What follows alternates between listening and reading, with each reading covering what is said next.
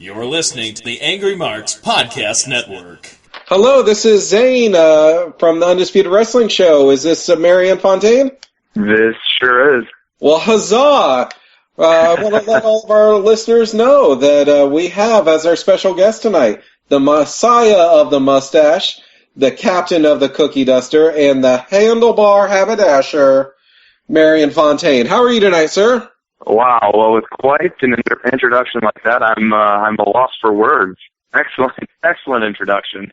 Well, thank you so much. I do. I'm the bearded wonder. I have a beard, not a mustache. Zane Paisley, and we also have the NWA Continental Champion, the Morning Star Will Huckabee. Oh, fantastic! And our producer Killa Kev on the line tonight. So thank you for. So we've got a full cast. Well, normally we have the Prophet Rick Craig, but he is a little ill tonight. I think that he ate too much turkey over the weekend. I'm not sure though. So for those of our listeners that haven't seen you yet, I want to break it down just a little bit. You are a pugilist in the wrestling ring, and you've done things with. I'm trying to get to my screen here. I'm sorry. Oh, sure. And are you a time-displaced wrestler, or are you from this current era? Well, I just like to think of myself as a little bit of an old-fashioned gentleman. Priding himself on chivalry, both in and outside of the ring. And I think it just kind of comes to fruition that I'm more of a vintage style approach of a character in the wrestling ring. And you have one of the best mustaches in pro wrestling. Can you tell us how many ladies and young children love your mustache? Oh, I think that number has far exceeded anything I would expect. It's actually quite funny because I'll usually give out mustaches and whatnot to the tykes around the ring and things like that, and they go hog wild for just mustaches. It's like a phenomenon, and I don't think in any part have I started that phenomenon, but it's cool to see that it's so popular with kids today. And on the lady end, I think I do all right, I guess. Not too bad. Just I am devilishly handsome outside of the facial hair. I'm actually jealous of his mustache. Well, there's also some mustaches that I'm jealous of as well. I mean, Rick Rude, Nick Busick, Big Bully Busick had a massive mustache from the WWF in the 90s. So there's always, levels to it that I can climb, I think. Well, you're leaving out one of my favorites, Leapin' Lanny Poffo. He had the mustache and perm combo, which I was always a big fan of. That's true, and I will say that I not only do I have a mustache in common with Mr. Poffo, but some time ago there were Marion Fontaine frisbees floating around at wrestling shows. So I think me and Lanny are the only two to have that distinction. Well, that is excellent.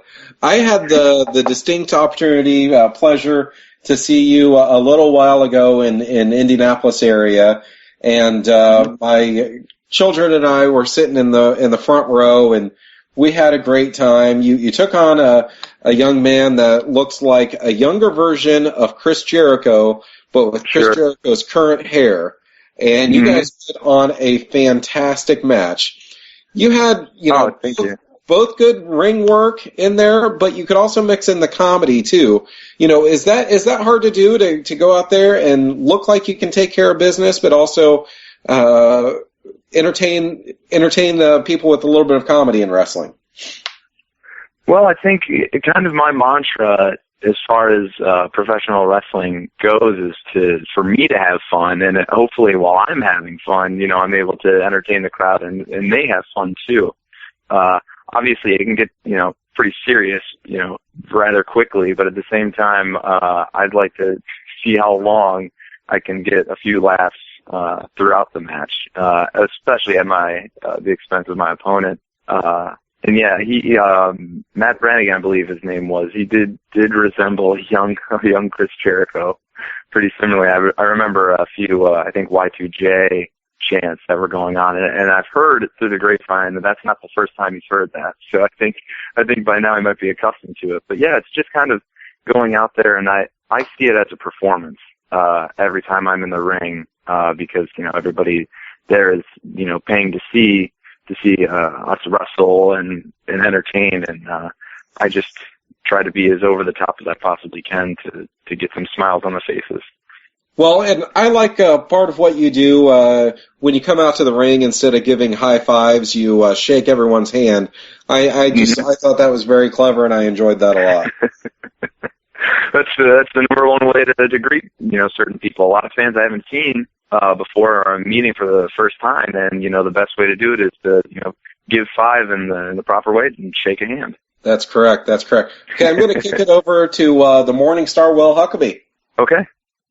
Will, are you on, buddy? I am. Yeah, I'm sorry. Yeah, I'm here. Marion, how you doing tonight, man? I'm fantastic. How are you?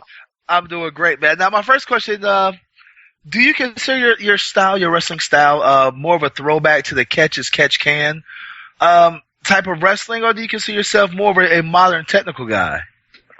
Well, I just recently talked to a few people about this not too long ago, and some people were kind of asking about, where would I associate my style, and I think you're kind of, right on with that catch as catch can style. Mainly for me, a lot of the tape that I'll review is a lot of British wrestling.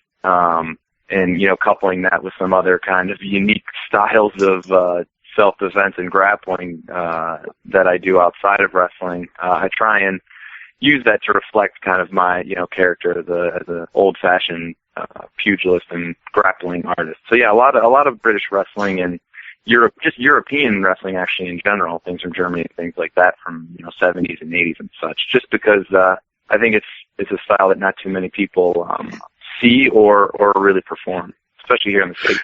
Yeah, see, I was going to ask that because, of course, I watched some of your matches and stuff, and I also watched the match with the last one you had with, was it Kitten Hart or whatever it was, and I noticed a very strong, it looked like you had a very strong Johnny Saint influence. Is that one of the guys that you study a lot? Actually, it's pretty funny because I do know Johnny Saint, and I have watched some of his matches, a good portion of them, and I know that he's pretty much kind of the number one name when it comes to British wrestling. When people say, could you say somebody that influenced, this style or this chain wrestling that's so familiar over in Britain? And I do watch a good amount of Johnny Saint, but I also try and find even more rare names and more obscure, just because I know that a lot of people have also seen Johnny Saint. So I'm trying to go even farther in the vaults to find something, a little bit unique and something that people haven't seen before, and kind of nitpick and add a little twist of it to my own, like the twist on the end of my mustache.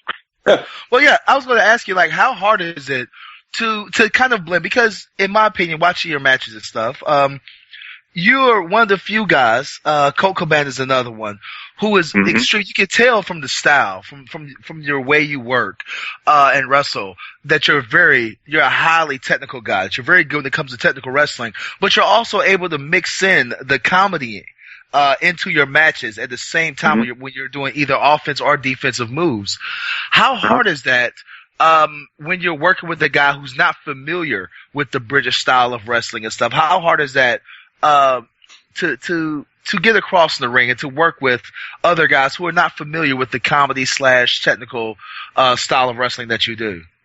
Well, even when you boil it down to even basics, I think the basic concept and structure and maneuvers and things like that are all still there.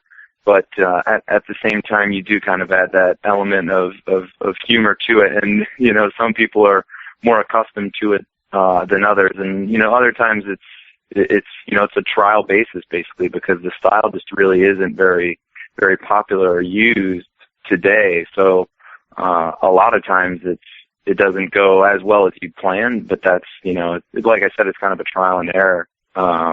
it's just trial and error based on match by match. I mean, for me, watching, these certain styles and things like that, it's like, oh man, I wish there were more people that did this style. But then again, I would be like, well, maybe not, because I wouldn't be as unique as I am, because not as many people, employ the style. So, it's more of like running through it over, more than you would in a normal matchup. I'll say, how hard is it to? Because I know, and I'm one of them. You'll say, like, I know that comedy has its place in wrestling and stuff, and I don't consider myself a comedic wrestler. I feel like if you're going to do something funny in the ring, it has to be organic. When you try to force comedy into a wrestling match, it doesn't come across the way that you want it to. My question for you, as far as this is concerned, is when you have to work with or wrestle with somebody who takes himself more serious in the ring, how hard is it to actually have a solid match with these guys? Or have you ever had somebody who just flat out refused to even work with you?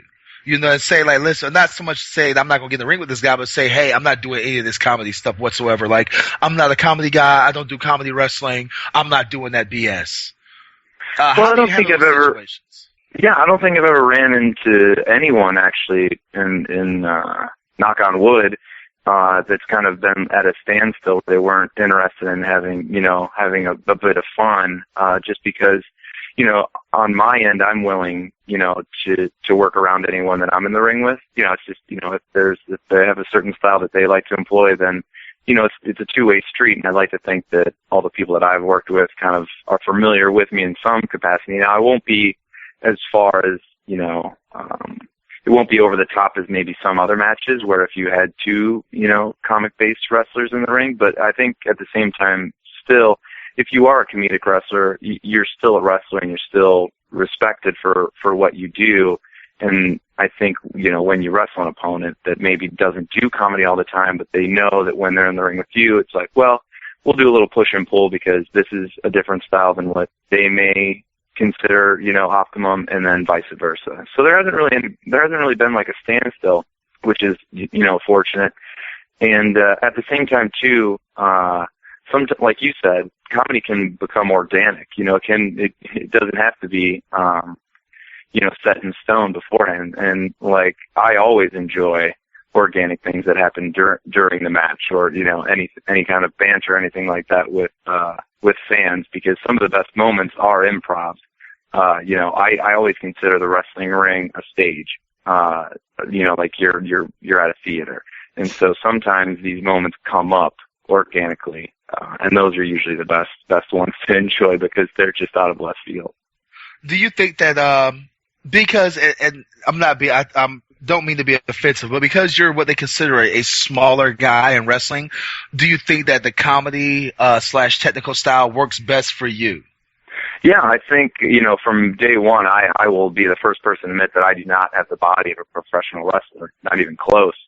But I've, had a certain kind of character or charisma that's taken me, beyond what I would ever thought I would accomplish in wrestling, through whatever goals and things like that I had set for myself from day one. I knew that I had to do something different.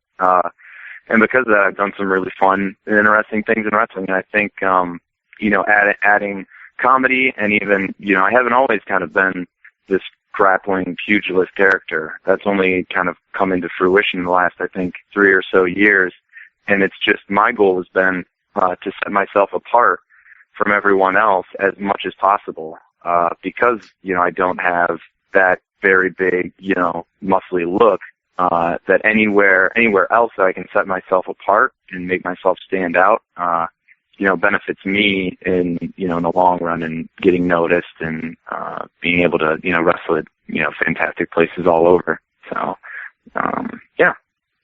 All right. This is the Undisputed Wrestling Show. We are talking with Marion Fontaine. And, you just mentioned that you get to go around and wrestle a lot of fabulous places. I do know that our listeners can watch you on DVDs of an extravaganza of wrestling exhibitions. And Can you explain to our listeners that might not be familiar with that organization what they're all about? Yeah, sure. It's, it was an idea started, actually I had kind of come up with a concept not too long ago along with a few other folks that they had these vintage characters, are sprinkled all around professional wrestling, and they're all fairly unique, and the idea was to just kind of bring a certain number of these vintage themed characters together in one setting, and we, turn the clocks back in a sense where we're pretty much kind of in the age of the roaring 20s or the jazz age. So, a lot of the characters are, like I said, are already based in kind of a vintage style, but then we also have a good amount of people who are willing to play vintage characters too. And it ranges from, Chikara's Chuck Taylor playing a moonshiner from Appalachia to Robert Evans playing a imperialist safari hunter, and then there's, folks like Dasher Hatfield, Jervis Cottonbelly, all sorts of folks, and we have, it's kind of a different dynamic. We try and create an atmosphere for the wrestling fans as if they actually have stepped back in time. A lot of fans dress up. We have a ragtime band that plays live. We perform the entrance music live. There's no real speakers for entrance music.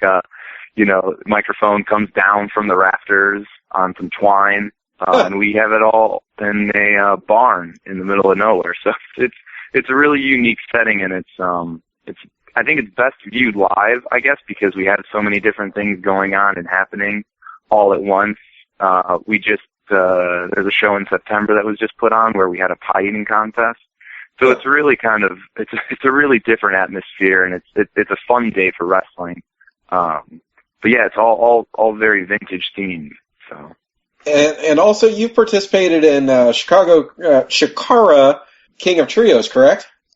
Yeah, I competed twice this year for Chikara. When they were in Chicago, my good friend Jervis Cottonbelly and I teamed up, and then we also added Thunder Kitty to our team extravaganza, as we were referred to, in the King of Trios this year. So, although we didn't advance too far because we had to stand on the opposite side of the ring as the Devastation Corporation. I don't know if you're familiar with, but they are three humongous and mean men, and they actually went on to win the whole tournament. Well, and then this past weekend, you took on TNA star Rockstar Spud Very true. in Cleveland. How was that? Absolutely fantastic. Couldn't have gone any better. He was, although he does have a temper at times, which I don't know if you guys are familiar with TNA or watch. He's got a bit of a short fuse if you ever watch the TV show. But being in there with him, him being a British wrestler, he really enjoyed the style, and it was a great time being in the ring with him. There are points in certain matches and people that you meet for the first time, and when you go out there and wrestle, you feel like you click or have a good chemistry with.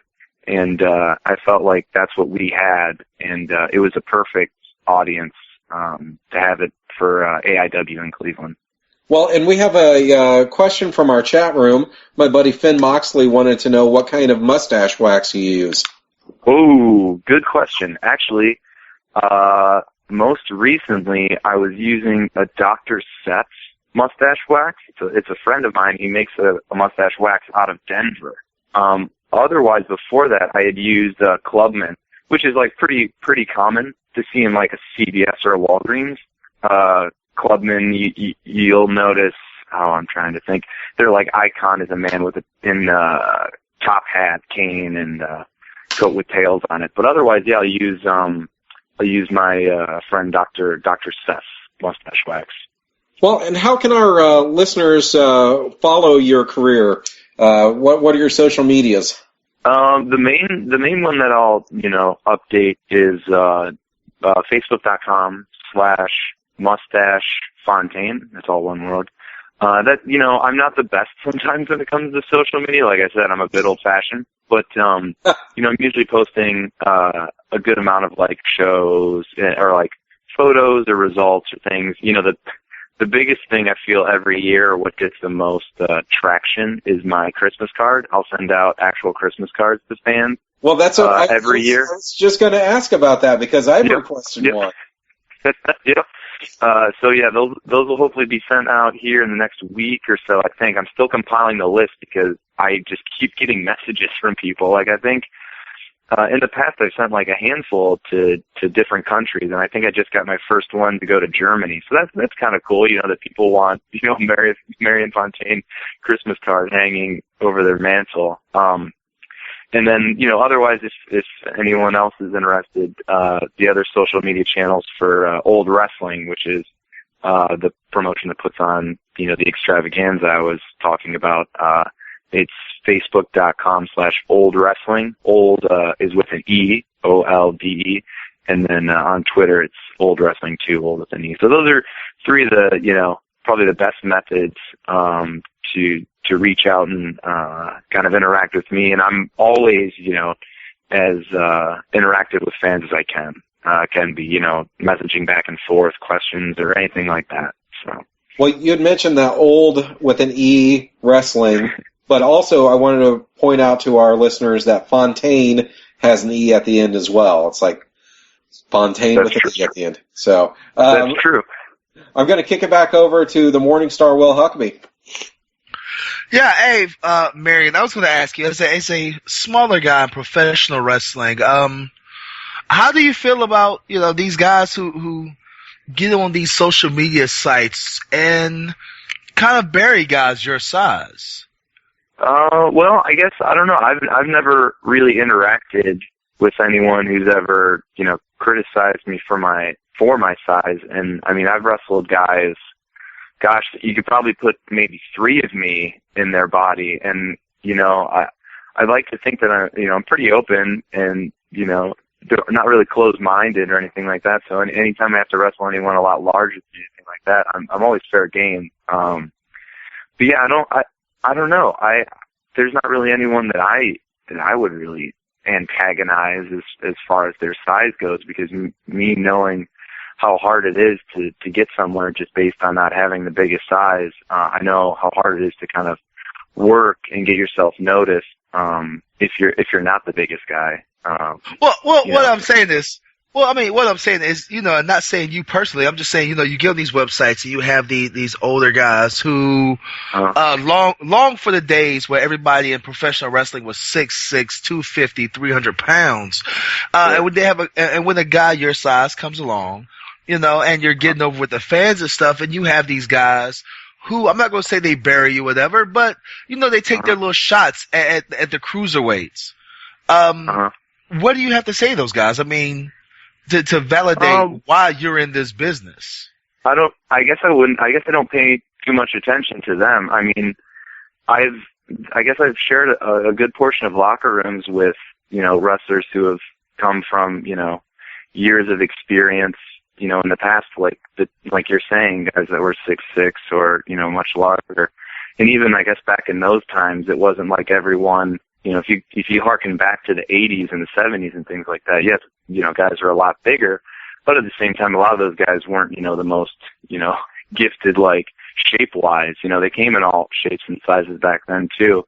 And every time I've shared a locker room with anyone, someone from, like, the 80s or 90s or, the Attitude Era or around there, I've never personally had any, heard or had any bad, interactions with me based on size.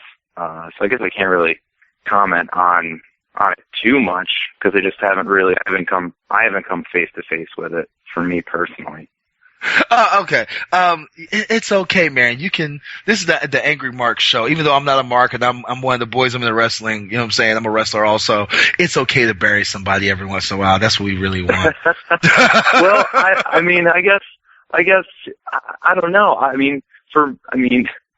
I don't know if there's been really for me any reason to bury anyone. I don't know. I mean, wrestling, in and itself is a community, both in front of the curtain and both behind it. And I've been really fortunate in my whole career to meet a lot of great people, and that's from like the smallest the smallest names, and I don't even consider myself big by any standards. So from like, regional promotions to like, very small places to, larger, like more internet friendly or known companies, so many of the locker rooms have been so accommodating. And, I think, for me, when I go out and perform and choose promotions that I want to wrestle for, I think one of the main things for me is I look to see if I know people and familiar with the wrestlers that are in the locker room, because, you want to have a community.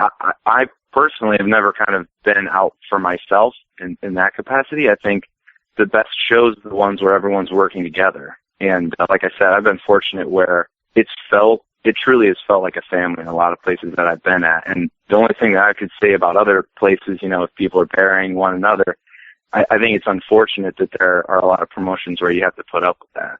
So, like I said, I really try and pick out the best places to go where I feel like I'm wanted, and, and there's just a great atmosphere amongst everyone in the locker room. So, so there's never been any promoter that you've worked with? 'Cause I know there has to be. How long have you been in the wrestling, Marion? I started training in 2004. So, and I guess probably I started, performing in front of crowds regularly in 2005. So whatever that puts me at, 9 or so years, something like that. We'll say even decade. So in 10 years of this business, what is your worst promoter story? I know you have one. I've had like several. I have like at least 10 of them where I've worked a show and I've got screwed over for a payout, or I got like the whole, hey, the door was light story. What is your worst one? The very worst.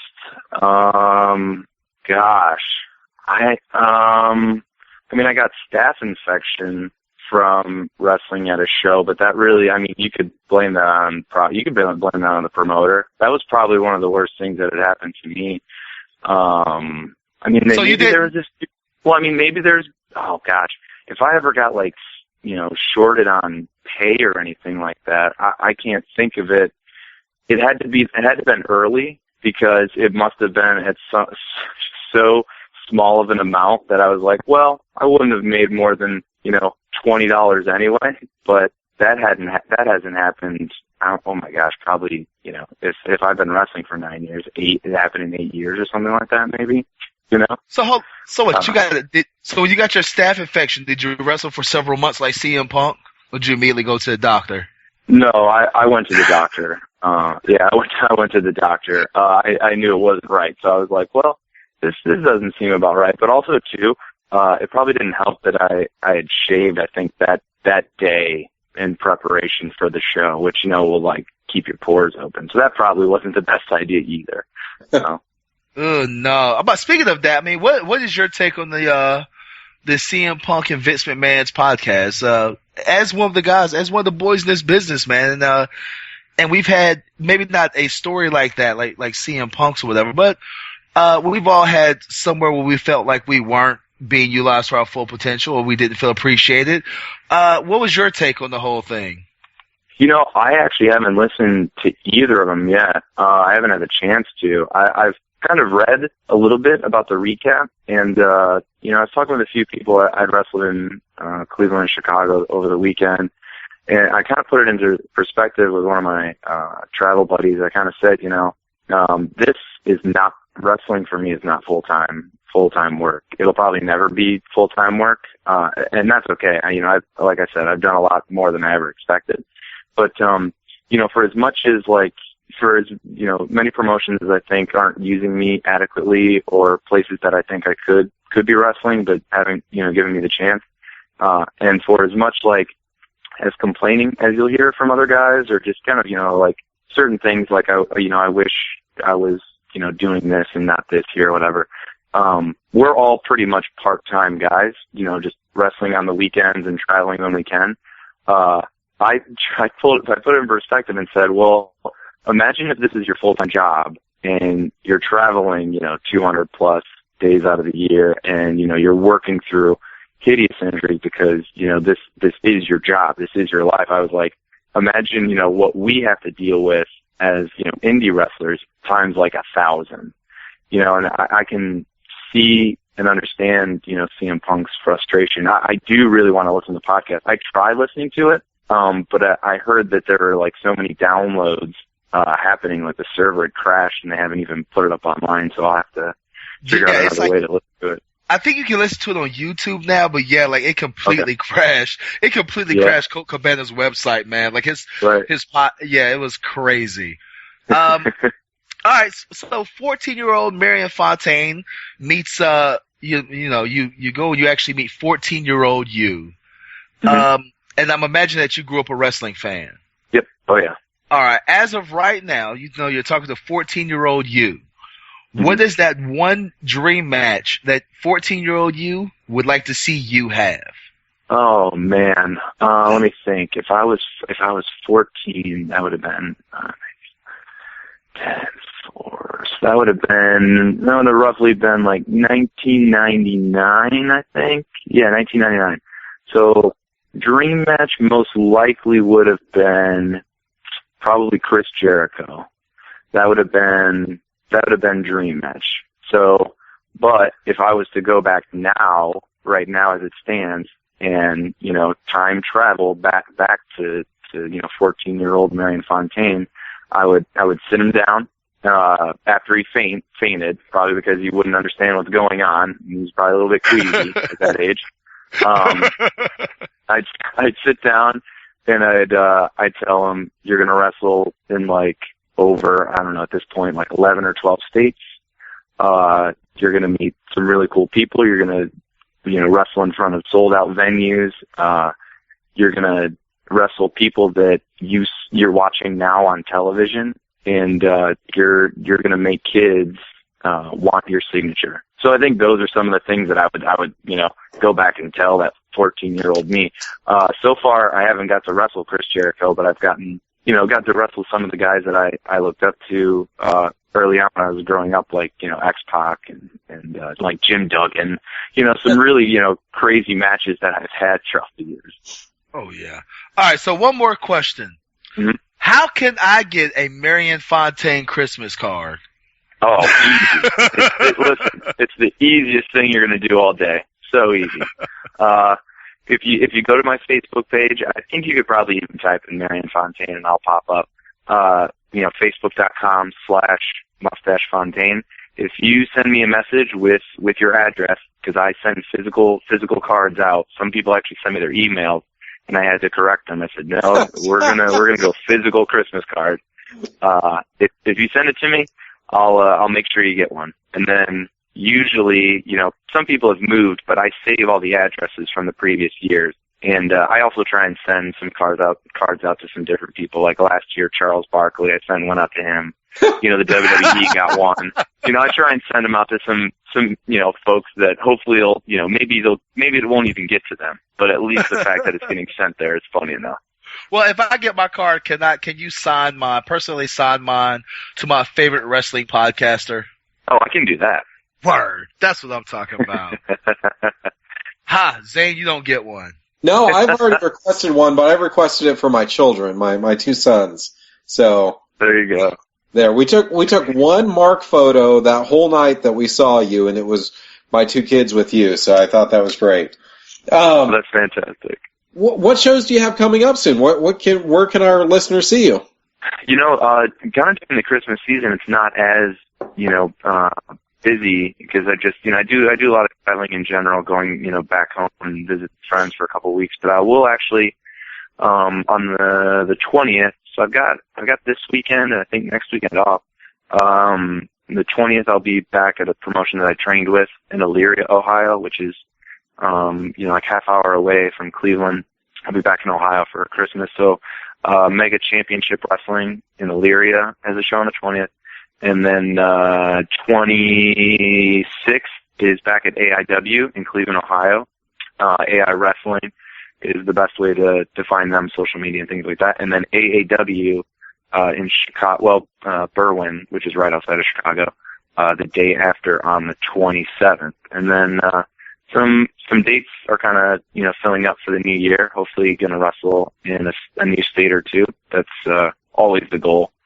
So yeah, those are the ones coming up real quick. couple in Ohio and one in Chicago. Maybe one in Indiana too, but haven't solidified that yet.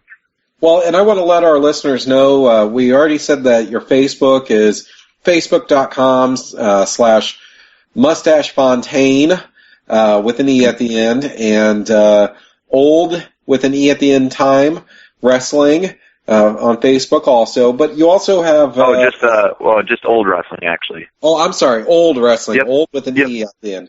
Yep. You also have a merch store online too. It's wildmethod.storeenvy.com. Now you have a couple great T-shirts, and you also have a mustache man card on there. I didn't see any frisbees, but what's your favorite piece of merchandise that you are able to let your fans have? Oh gosh, I think the frisbee might be up there. I have to double check and see if I have any left. The frisbee is a really kind of fun item. I've done a few different ones in the past. One that actually sold out the fastest and probably maybe best explains my fan base was beer koozies that I had come out a couple of years ago. We did like a summer package. So what we did, I think maybe 2 or 3 summers ago, is we sold like a frisbee, tank top, and beer koozie all at one kind of price. So that was a pretty fun little promotion. I've got to get some new shirts printed because I'm on the tail end of shirts right now. If there's anything in the store, old wrestling DVDs are in that store too. So in addition to like T-shirts or the Mustache Mafia, card. Anytime anybody orders anything online, I always have some extra goodies that I try and throw in. I've got magnets, stickers, all that good stuff. Tons of cool things. Sometimes I'll even throw in like old baseball cards or, like a Barry Larkin, or somebody else. Sometimes those get thrown in the mix just to keep people on their toes. Well, that's very sweet of you to do that. We're wrapping up with you. Is there anything that you'd like to tell our listeners and your new fans out there? Oh, yeah, but, thanks. If you hadn't heard of me and are willing to check out some of my grappling in the squared circle, I really appreciate it. I love where independent wrestling is right now. There's so many fantastic promotions out there that are doing wonderful things. So if you are able and willing, support local wrestling, because you never know, your favorite wrestler could be just a few, miles away from your house, and for a lot of us, it really means a lot to have people come out and support wrestling. So, support indie wrestling. I'll just mention that I went to a show here in Indianapolis a few years ago, and the main event was Bryan Danielson versus Drake Younger.